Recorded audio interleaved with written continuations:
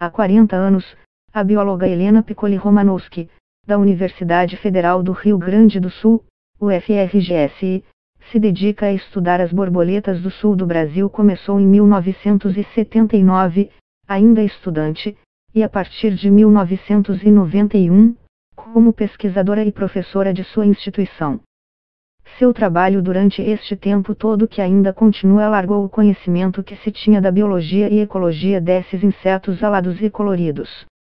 Contribuiu para dobrar o número de espécies registradas no Pampa, que eram conhecidas pela ciência, mas não se sabia que viviam na região, passando de 400 para 800, que é mais ou menos o mesmo da América do Norte e mais do que toda a Europa, que tem cerca de 500. Estima-se que existam ainda outras 200. O Laboratório de Ecologia de Insetos, da UFRGS, do qual sou chefe, vem realizando amplo levantamento da biodiversidade de borboletas do sul da Mata Atlântica e do Pampa desde 1993. Integrando o trabalho de campo, atividades de laboratório e simulações matemáticas, nosso grupo de pesquisa explora informações ecológicas provenientes dos padrões de biodiversidade para conectar a história natural e a macroecologia delas. As espécies são inventariadas em diferentes ambientes destes biomas do Brasil meridional, dando prioridade a unidades de conservação e áreas com ausência de informação. As borboletas são avaliadas por área, tipo de habitat e variáveis ambientais. Composição, riqueza, estrutura, dinâmica e mais recentemente também genética das populações e comunidades delas são analisadas comparativamente, explica Helena. O objetivo é verificar padrões de ocorrência e distribuição, interações entre espécies, associações com as diferentes formações de vegetação nativa, ecorregiões de origem, status de conservação, influência de variáveis ambientais, altitude, clima, interferência humana, e inferir processos e mecanismos geradores de diversidade. De uma maneira geral, o número de espécies diminui à medida que a latitude aumenta e o clima se torna mais frio. Mas não foi o que descobrimos. Comparativamente, para o tamanho da área considerada, estado é uma área muito rica. Segundo a pesquisadora, existem no mundo cerca de 120 mil espécies de lepidópteros, dos quais cerca de 18 mil são borboletas. O restante é de mariposas. As faunas de borboletas variam muito entre os continentes e os hemisférios em riqueza, número de espécies, e composição, quais espécies e a proporção dos grupos delas que estão presentes. A região neotropical, América do Sul e Caribe, é a mais rica do mundo, com cerca de 7,5 mil a 8 mil espécies.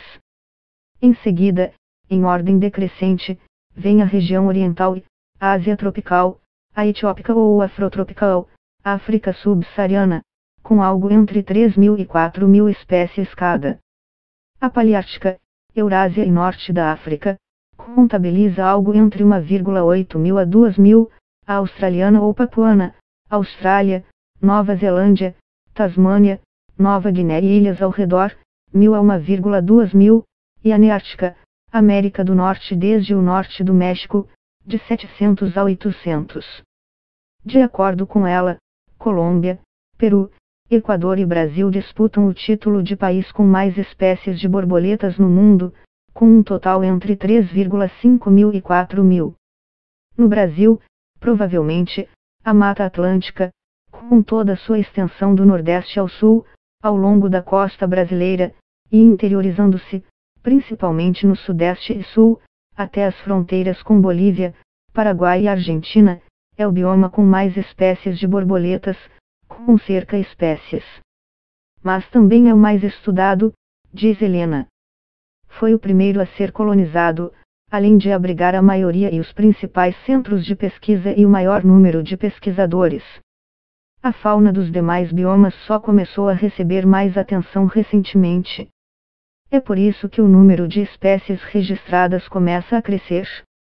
Além dos aspectos acadêmicos da pesquisa, o objetivo do programa é treinar e aperfeiçoar recursos humanos para trabalhar em inventários de espécies, estudos taxonômicos com metodologias inovadoras, análise e gestão de dados, curadoria de coleções, educação ambiental e divulgação científica, consultorias ambientais e assegurar a continuidade e expansão da massa crítica capaz de ampliar o conhecimento sobre a biodiversidade brasileira de borboletas.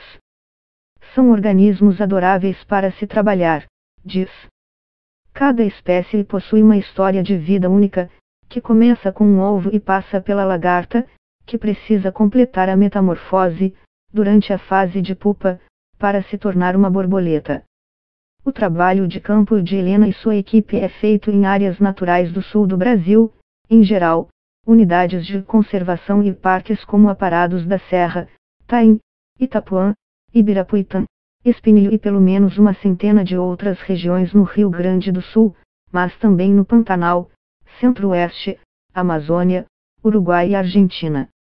Entre as mais comuns estão quanto tempo vivem, em geral, referência ao adulto, que pode viver de alguns dias, principalmente espécies de regiões temperadas agora se sabe muitos meses, como algumas borboletas tropicais e subtropicais, e se o pozinho, escamas, das asas pode cegar.